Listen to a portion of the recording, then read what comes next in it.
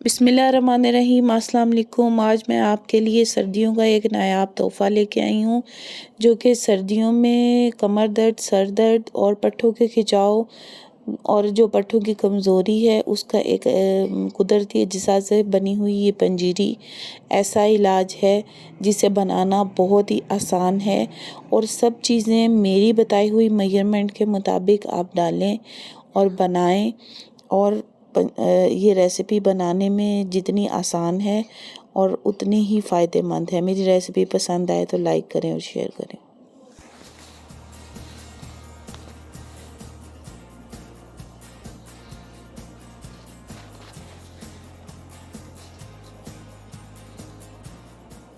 چلتے ہیں ریسیپی کی طرف۔ یہاں پہ میں نے 3 چمچ تل لے کر اسے روسٹ کر لیا، اور اس کے بعد میں نے یہاں پر سونف لی جو کہ 3 بڑے کھانے کے چمچے ہیں۔ اس کو میں نے اچھی طرح سے ڈرائی روسٹ کرنا ہے۔ یہ دونوں چیزیں ڈرائی روسٹ کرنی ہے، تل بھی اور سونف بھی۔ سونف جو ہے وہ نظر کے لیے بہت اچھی ہے، ہاضمے کے ساتھ ساتھ یہ نظر کے لیے بہت زیادہ مفید ہے، اور اس کے اچھی استعمال طرح سے ڈرائی روسٹ کر کے ہم اس کو سیپریٹ رکھ لیں گے، کے ساتھ اور ساتھ میں اب آپ کو باقی انگریڈینٹس بھی بتاتی ہوں کہ جو ہمارے شامل ہیں پنجیری کے لیے۔ یہاں پہ میں نے گڑ لیا اور جو کہ 250 گرام ہے، سونف 4 چمچ، السی کے بیج 2 کھانے کے چمچ، اور جو ہے چاروں مغز وہ ہم نے لیے 25 گرام، اور یہاں پہ میں نے گوند لی جو کہ 50 گرام ہے، اور ہم نے پستہ لیا جو کہ ہمارے پاس ہاف کپ ہے، ہاف کپ ہی ہم نے اخروٹ اور ہاف کپ ہی ہم نے کاجو کا استعمال کیا جو کہ 50 گرام کے قریب ہے۔ یہاں پہ 3 بڑے کھانے کے چمچے میں نے تل کا یوز کیا، 1 ٹیبل سپون میں نے یہاں پہ خشخاش لی، اور یہاں پہ میں نے 1/4 کپ پانی کا یوز کیا، اور گھی حسب ضرورت، دیسی گھی یہاں پہ ہم استعمال کریں گے۔ آپ کوکونٹ آئل بھی یوز کر سکتے ہیں، اور مکھانے جو ہیں وہ 55 سے 60 گرام یعنی 3 کپ کے قریب ہیں، اور سوجی جو میں نے لی وہ بھی سوجی میں نے تقریباً لی ہے۔ سب سے پہلے میں نے یہاں پہ 2 سے 3 کھانے کے چمچے گھی کا استعمال کیا، جس میں اب دیسی گھی میں گوند کو بھونوں گی۔ گوند غلطی سے میں نے 50 گرام بتائی تھی، لیکن 100 گرام گوند جو ہے وہ ہم یہاں پر استعمال کریں گے۔ گوند جو ہے اس طرح سے چھوٹی چھوٹی سی ہوتی ہے، اگر یہ تھوڑے سے بڑے پیسز ہوں تو آپ اس کو چھوٹا کر لیں تاکہ یہ فرائی ہونے میں ایزی رہے۔ جب یہ بھن جائیں گے تو یہ پھول کر بالکل کھل جائیں گے، اور یہ اندر جو اس کی ہارڈ سی کنڈیشن ہے نا، پتھر کی جیسی سی، یہ ختم ہو جائے گی۔ گوند اس ریسیپی کا سب سے پاورفل انگریڈینٹ ہے جو دماغی کمزوری ختم کرتا ہے، ہڈیاں مضبوط کرتا ہے، اور مائیگرین، ہاف سر میں جو درد ہوتا ہے اس کے لیے بہت مفید ہے۔ اس کے علاوہ یہ قبض کشا بھی ہے، کانسٹیپیشن کو بھی دور کرتی ہے، اور بھی اس کے بہت سے گوند کے فوائد ہیں۔ اکثر آپ نے دیکھا ہوگا کہ گوند کے لڈو بھی بنائے جاتے ہیں۔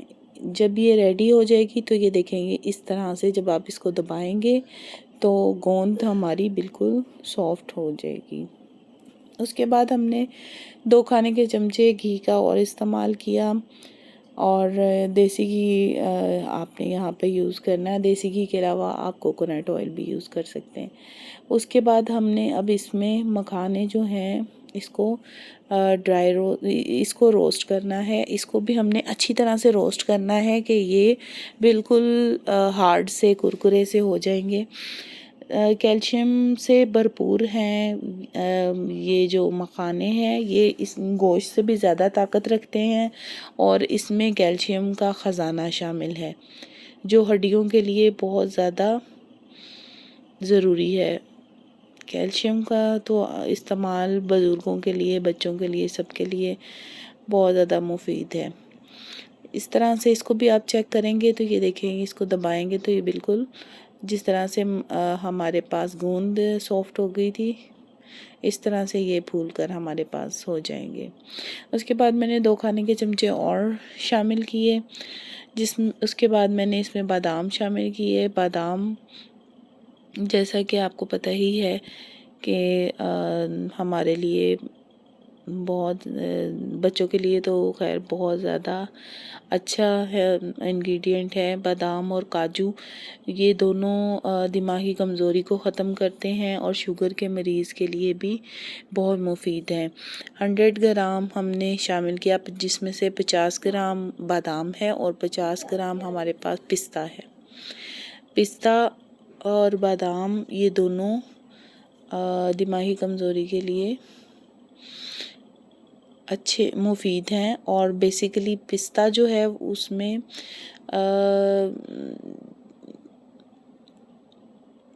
دل و دماغ کو مضبوط کرنے کے ساتھ ساتھ حافظہ بھی تیز کرتا ہے، اور گردوں کی صفائی کے لیے بھی یہ بہت اہم کردار ادا کرتا ہے۔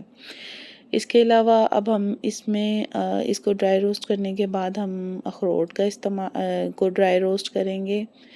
یہ دیکھیں یہاں پہ بادام جو ہیں وہ اس طرح سے دیکھیں پراپرلی روسٹ ہو گئے ہیں۔ اس کے بعد ہم اس میں اب اخروٹ اور کاجو استعمال کریں گے۔ اخروٹ جو ہے وہ بھی ہمارے بلڈ پریشر کو کنٹرول کرتا ہے اور شوگر کو بھی کم کرتا ہے۔ 50 گرام کے قریب ہم نے اخروٹ شامل کیے، اور کاجو جو ہے وہ وائٹامن سے بھرپور ہوتا ہے، خون کی کمی کو دور کرتا ہے، اور امیونٹی جو ہے آپ کی اس کو انہینس کرتا ہے، امیونٹی سسٹم جو ہے اس کو درست کرتا ہے۔ اس لیے جو چیزیں بتائی جا رہی ہیں آپ اسی طرح سے سب چیزیں استعمال کریں۔ بس یہ ہے کہ ہر چیز کا زیادہ استعمال جو ہے وہ ڈیفینیٹلی صحت کے لیے اتنا اچھا نہیں ہوتا۔ اب اس کے بعد ہم نے جو گھی بچا ہوا تھا تھوڑا سا بالکل، اس میں ہی میں نے یہ کھوپرا جو ہے اس کو پہلے میں نے کدوکش کیا، اور اس کے بعد میں نے اس کو روسٹ کرنا ہے۔ اور اس میں آپ جو برادہ ملتا ہے ریڈی میڈ بازار سے وہ نہ یوز کریں، بلکہ آپ خود سے اس کو کدوکش کر لیں، اور اس کے بعد آپ اس کو، میں نے تقریباً 1 چمچ کے قریب گھی ڈال کر اس کو فرائی کیا، اور اس کو اچھی طرح سے بھوننے کے بعد ہم اس کو بھی سیپریٹ کر لیں گے۔ کوکونٹ کی بھی، ناریل سے وزن بھی کم ہوتا ہے اور بالوں کے لیے بھی یہ بہت زیادہ مفید ہے۔ اس کا استعمال جو ہے کوکونٹ کا، وہ آپ کے بالوں کے گرنے کے عمل کو کم کرتا ہے، اور جو ہے آپ کا ویٹ بھی اس سے کم ہوتا ہے۔ اس کے بعد ہم اسی ہی پین میں ایک سائڈ پر یہ خشخش ہے جو میں نے شامل کی ہے، یہ تقریباً 1 کھانے کا چمچ ہے، جسے اچھی طرح سے آپ نے پہلے صاف کرنا ہے، اور اس کے بعد اس کو ہلکا سا بھوننا ہے۔ اس کو بہت زیادہ نہیں بھوننا، اس کو صرف ہلکا سا بھوننا ہے، کیونکہ یہ بہت زیادہ بھوننے کے بعد کڑوی سا اس کا ٹیسٹ ہو جاتا ہے، اس لیے آپ نے اس کو بالکل لائٹ سا بھوننا ہے۔ اور اس کے ساتھ ساتھ ہم نے یہاں پر پین میں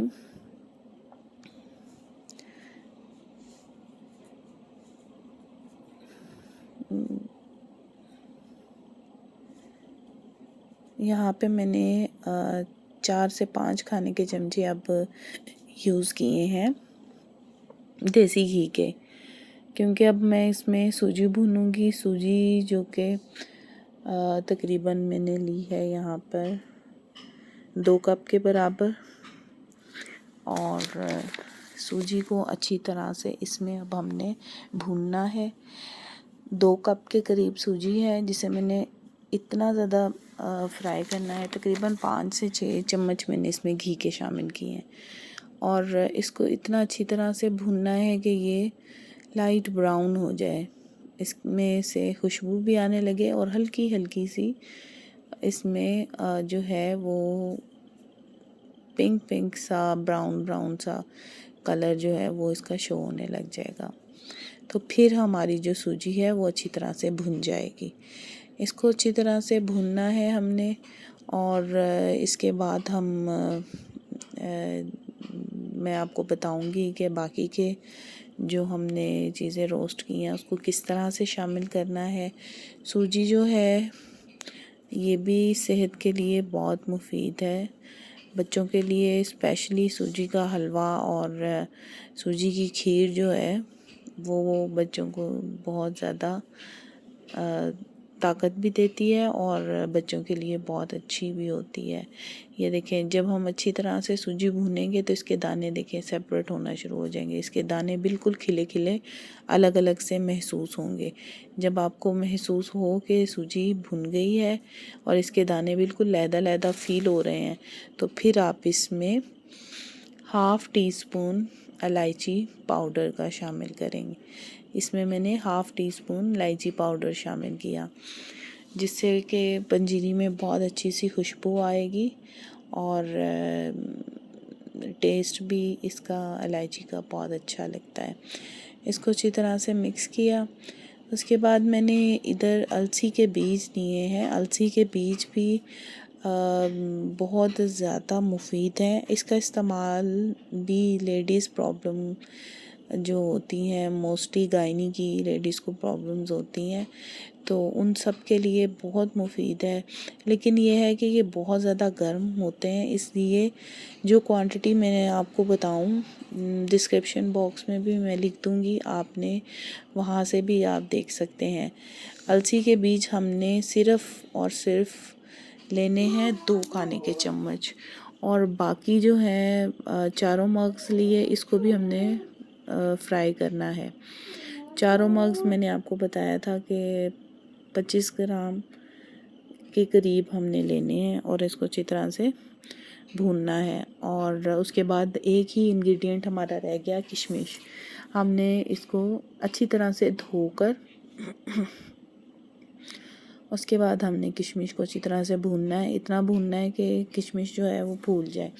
کشمش بھی خون کی کمی کو پورا کرتی ہے، آنکھوں کے لیے، دانتوں کے لیے بہت اچھی چیز ہے، اور موسٹلی جنہیں خون کی کمی بتائی جاتی ہے ان لوگوں کے لیے تو خاص طور پر کشمش کا استعمال بہت ضروری ہے۔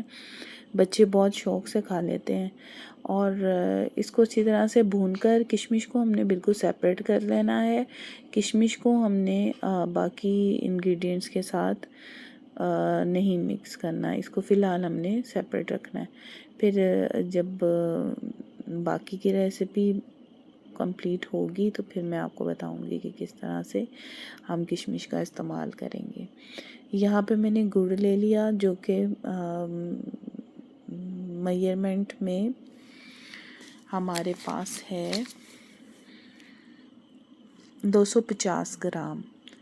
اس کو ہم نے صرف 1/4 کپ پانی اس میں شامل کر کے اچھی طرح سے پکانا ہے۔ گڑ کو ہم نے صرف اس کو پانی کو اور گڑ کو مکس کرنا ہے، بس بہت زیادہ ہم نے اس کو نہیں پکانا، بس نارمل سا مکس ہو جائے اور گڑ بالکل میلٹ ہو جائے۔ یہاں پہ میں نے چوپر میں سارے انگریڈینٹس باری باری اب چوپ کرنے ہیں، جس میں سب سے پہلے میں نے گوند کو ڈالا اور اس کو میں نے چوپ کر لیا، اور اس کے بعد اب میں مکھانے اس میں ڈالوں گی اور باری باری اس میں سارے انگریڈینٹس ڈال کر گرائنڈ کر لوں گی۔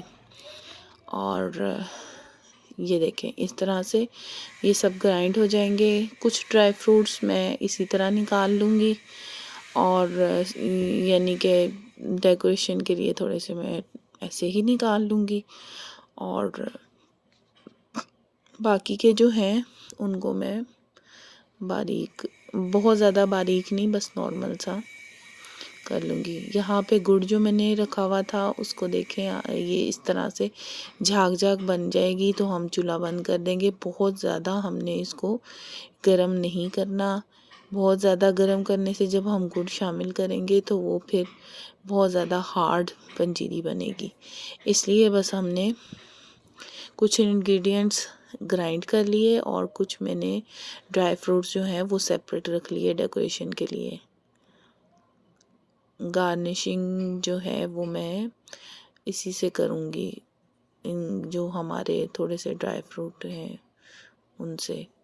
باقی جو ہے ہم نے سارے کے سارے چیزیں شامل کر لیں، سونف اور ڈرائی فروٹ سارے، اور تل جو ہم نے سب سے پہلے ڈرائی روسٹ کیے تھے، سب کچھ شامل کر لیا۔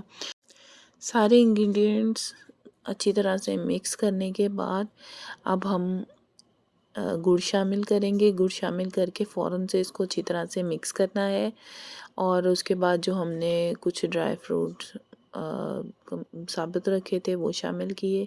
لیں جی، تیار ہے پنجیری۔